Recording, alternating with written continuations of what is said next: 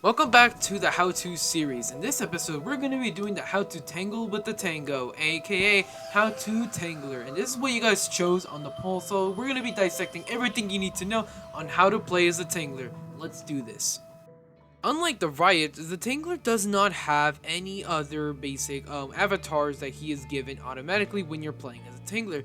As soon as you're selected as the Tangler, your average avatar that you play as usually on Roblox will be selected, and the only thing that will be different while you're the Tangler is you will have these giant looking green balls on your neck, on the left side of your neck, and that's about it. There's not really else that changes about your character apart from the fact that you have like a little bit of like a limp on like your right leg or whatever, and you kind of lean to the right side, which is kind of weird, but realistically not too bad. And that's really all about the Tangler. He's one of the 14 current infected in the game, and there's not really much special to his looks.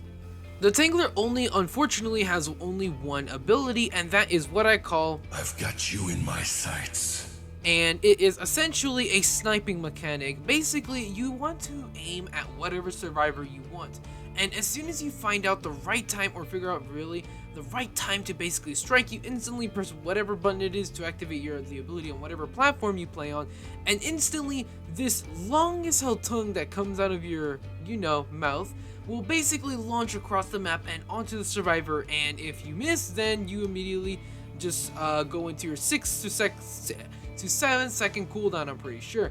If you don't miss, then you instantly are able to grab the survivor from a long range and slowly pull them towards you. While they are being pulled towards you, they are unable to do anything apart from the fact of just watch their corpse being dragged away while there's this red glow that lets every other survivor know that they are currently captured and they need assistance, aka they need to be freed from the Tangler. Now also, while you're dragging them, the survivor takes a ton of damage. Basically 1 damage every like millisecond or so, meaning basically you are draining the life out of them very slowly, but at the same time kind of fast and deadly a little bit. Eventually, if they do get to you, if you do pull them towards you and they are literally right next to you, you'll basically go to your second stage of your attacking, capturing, whatever it is, and are basically slapping the shit out of them while you still have them captured.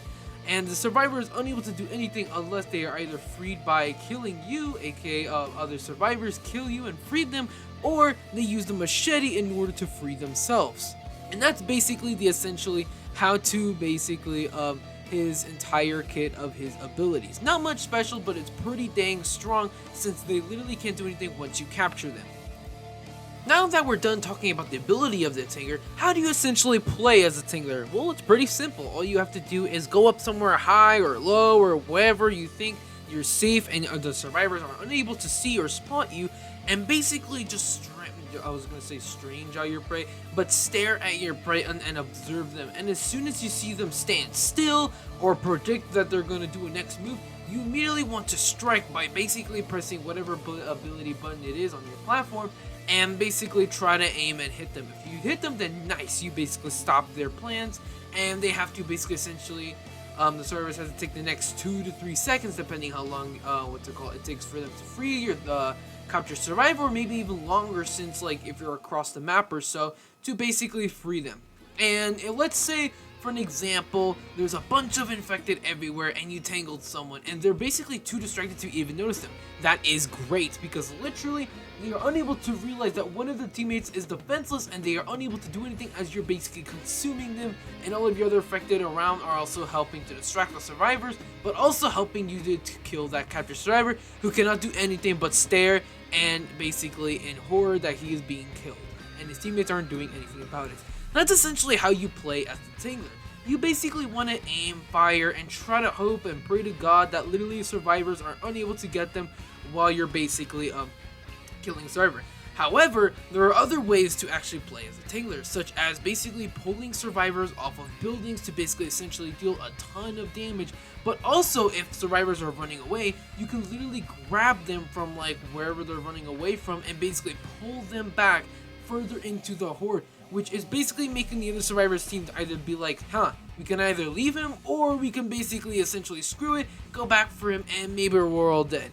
But essentially the Tangler is a basic stopping plan in the survivors, plan really. Now I'm going to be doing you some tips and tricks. Even though some of these tips are basically completely obvious and a lot of people know them, it's nice for people who don't know them to actually try to test these out. Number one, basically, whenever you're about to snipe a survivor, when basically you spawn in or whatever, never snipe immediately. You always want to observe your prey and basically watch if your infected teammates have like a chiller or something, and you have to basically wait a little bit longer for that frozen survivor to become frozen, and then you eventually can strike. However, if the infected teammates are basically not helpful or whatever, you always have the chances to basically do it yourself by spying on the survivors, and eventually, if one of them stands still or you know where they're gonna go next, you immediately want to prepare yourself and strike. Always basically playing the waiting game always works all the time. Never rush it all the time. Number two, the most infamous one, or the most popular one, I believe, is which I'm pretty sure everyone does, which is basically try to hide behind like a crate or like a wall or wherever, but you are able to see the survivors, and when you jump, you can actually still hit them. So what you essentially want to do is you want to hide behind some sort of structure, and as soon as you see a survivor going, either is going to be chilling or healing or doing something they're going to do, you immediately want to jump up, take the split second while you're in the air and over the structure and snipe the survivor, and if you successfully hit them, you are basically able to tangle them behind a structure. So basically meaning the survivors are unable to actually help them unless they basically go all the way across the map instead of just sniping at the Tangler from a mile away, and have to basically walk around the structure to basically kill you, which is super beneficial since they have to take so much time in order to free their captured friend, when literally you're hiding behind something that basically blocks all their bullets. However, there is a valid counter to this, since there's the thing called an RPG and nuke you, but most of the time survivors don't, and they have to take the long way in order to get to you, and they can't do anything about it since you can't shove the survivor or even shoot the Tangler, since the Tangler is protected by a structure. It always works, try it out. It kind of exploitative, but hey, it is a very good tip that everyone uses. Number three, when basically survivors are on top of buildings, you always want to make sure to try to pull them off of buildings or basically into like the waters like on swamp. That way, you're not just pulling them into like the plain of field or whatever and just beating them until eventually the survivors come over and just kill you in like a few seconds. You always want to make sure if they're like on a building, you can pull them off, and it deals a ton of damage when they hit the impact of the ground.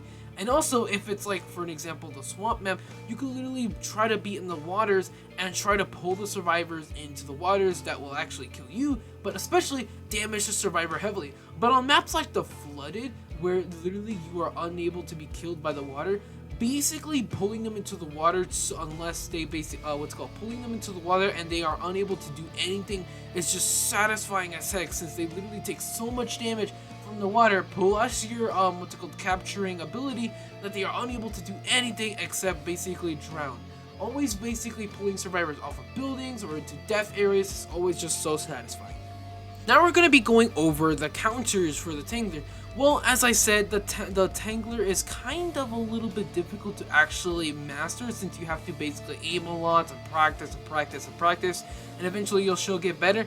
And the best way to counter the Tangler is by moving around all crazy fast, like left, right, jumping all the time. This makes it a lot harder for them to basically try to even aim and even snipe you. Also, another tip is basically when you literally spot a Tangler and they're literally standing still and about to snipe you, the best thing you could do is try to predict like what they're going to do, as if like you're going to try to run left, you could try to immediately stop or even turn around, or maybe even just do some sort of sidestep, and eventually the Tangler basically shoots his shot, and he has a 6-second cooldown, making him super vulnerable because he is unable to defend himself and turns into a regular zombie, and you're able to take that chance to basically kill him, and he's unable to do anything. Also, basically, the other counter for the Tangler is the fact that literally you can use the machete, which basically makes his entire ability kind of useless, since you can literally free yourself within like 2 to 3 seconds. However, it does still take time to actually free yourself, so don't think it's going to be immensely bulletproof immediately, unless basically you have crack teammates who save you all the time. But these are the two best counters, basically running all fast like and also using the machete.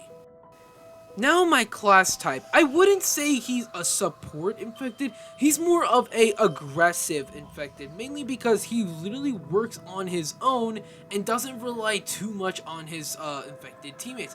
However, whenever infected teammate does help him out by basically making the survivors distracted, or basically make them act still, or try to make them predictable to snipe, he does basically help them out since he literally captures the survivor and they're unable to do anything, while the infected that are basically close to the captured survivor can deal massive amounts of damage while you're pulling them towards you.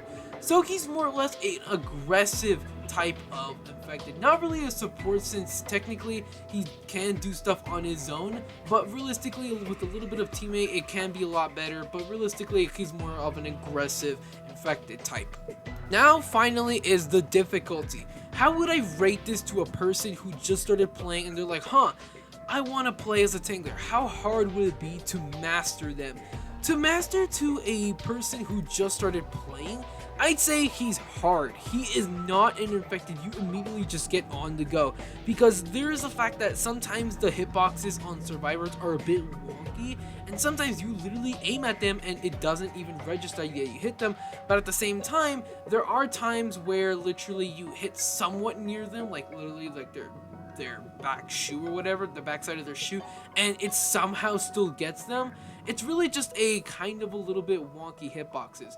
But realistically, if I were to tell someone that they were to be mastering the Tangler, I'd say it's a very hard infected, since it requires a ton of practice to basically predict the survivor's movements, what they're gonna do next, and mostly just to aim at the survivor, since literally when you press the strike button or whatever for the ability, it takes a while for the tongue shot or whatever to basically travel to the survivor, and by the time it does, the survivor has most likely moved and basically gone to some other position or direction than you were predicting. So realistically, he does take a ton of time, but with eventually enough practice, you'll eventually master him.